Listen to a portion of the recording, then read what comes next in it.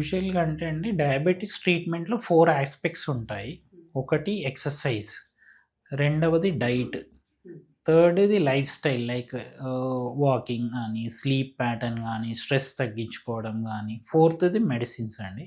So, based on the patient ఇప్పుడు pre diabetic పేషెంట్స్‌లో అయితే medicines అక్కర్లేదు. అంటే హెచ్‌బీఏవన్సీ యావరేజ్ 3-4 మంత్స్ షుగర్ 5.7 నుంచి 6.4 ఉన్న పేషెంట్స్‌లో మనము ఓన్లీ లైఫ్ స్టైల్ మోడిఫికేషనే చెప్తాం. వాళ్ళల్లో డయాబెటిస్‌కి మెడిసిన్ అక్కర్లేదు.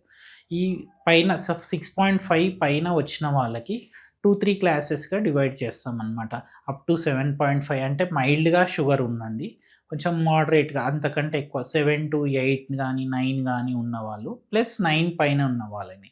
మోర్ దెన్ 9 ఉన్న వాళ్ళకి మాత్రం కంపల్సరీ ఇనీషియల్‌గా ఫస్ట్ డయాగ్నోసిస్ అప్పుడు గూడా మనం మెడిసిన్స్ వాడాలి.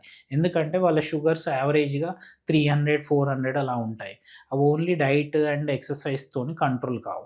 మిగతా మైల్డ్ అంటే 6.5-7, 7.5 ఉన్న వాళ్ళకి మనం వితౌట్ మెడిసిన్స్ కూడా లైఫ్ స్టైల్ మోడిఫికేషన్ లాగా ఎక్సర్‌సైజ్ తోటి మనం ఇందాక అనుకున్నట్టు డైలీ ఎక్సర్‌సైజ్ చేస్తూ హ్మ్. స్ట్రిక్ట్‌గా carbohydrates, sweets, rice containing food product కొన్ని ఫుడ్ ఇవి తగ్గించుకుంటూ ఓన్లీ స్ట్రిక్ట్‌గా డైట్ ఫాలో అయిన వాళ్ళకి వితౌట్ మెడిసిన్స్ కూడా షుగర్ కంట్రోల్ అయ్యే అవకాశం ఉంటుంది.